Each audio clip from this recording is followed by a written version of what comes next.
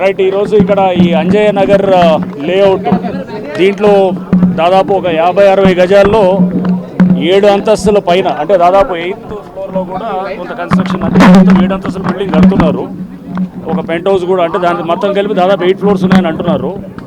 ఈ బిల్డింగ్ ఇది ఇక్కడ కూలిపోవడం, దాంతో ఇక్కడ కింద ఎవరైతే దీంట్లో ఒక ఇద్దరు ఎవరైతే దాంట్లో వర్క్ చేస్తున్న లేబర్ వాళ్ళు కూడా చనిపోవడం జరిగింది.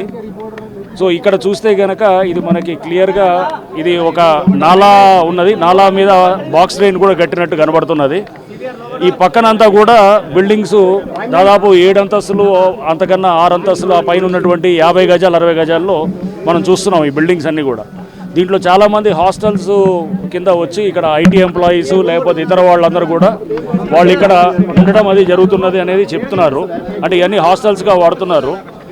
దీనివల్ల ఏంటంటే ఇక్కడ ఇప్పుడు మనం ఈ బిల్డింగ్ కూలడానికి కూడా కారణం ఏంటంటే ఈ పక్కన ఫౌండేషన్ ఎవరో వేరే వాళ్ళు చేస్తూ ఫౌండేషన్ వర్క్ చేస్తుంటే ఈ బిల్డింగ్ మీద ఇంపాక్ట్ అయ్యి అది మొత్తం కూలిందని చెప్తున్నారు.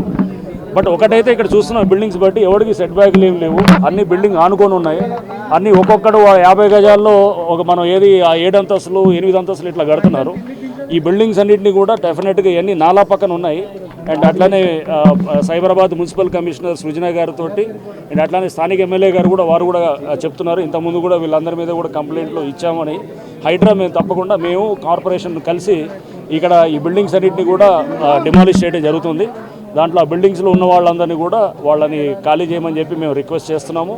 ఎందుకంటే ఇవన్నీ 50 గజాల్లో 7 అంతస్తులు అట్లా గడితే కనుక అది లోపల ఉండేవాడు రేపు ఇప్పుడు అదృష్టవశాత్తు మనకి కూలినప్పుడు లోపల ఇద్దరు పని చేస్తున్నారు.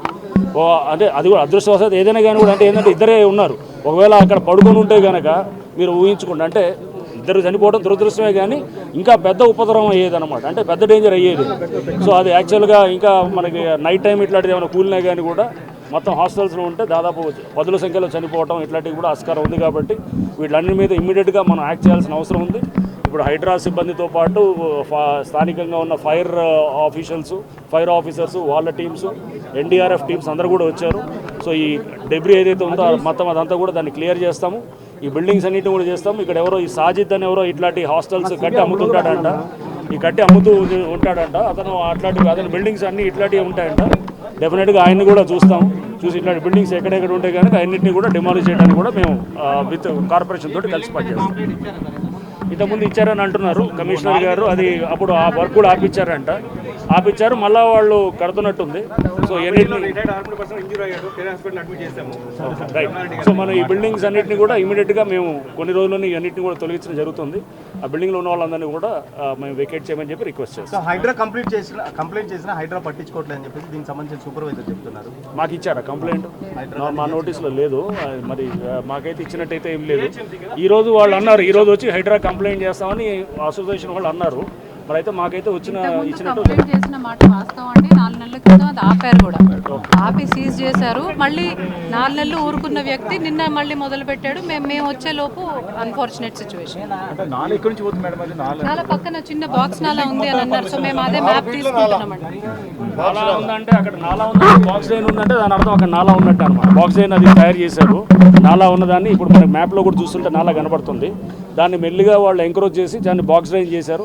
ఈ బిల్డింగ్లన్నీ కూడా చూస్తున్నాము. ఈ హాస్టల్స్ అన్నీ కూడా ఇట్లా మష్రూమింగ్ ఆఫ్ హాస్టల్స్ ఇవన్నీ రావడానికి సగం కారణం ఇట్లాంటి అనాథరైజ్గా ఇది ఒక ఏది 6 అంతస్తులు 7 అంతస్తులు ఇష్టమైనట్టు కడుతూ పోవటం ఇవన్నిటి కూడా డెఫినెట్గా మేము ఇట్లాంటి వాటిల్ని ఖచ్చితంగా డిమాలిష్ చేయడానికి చేస్తాం.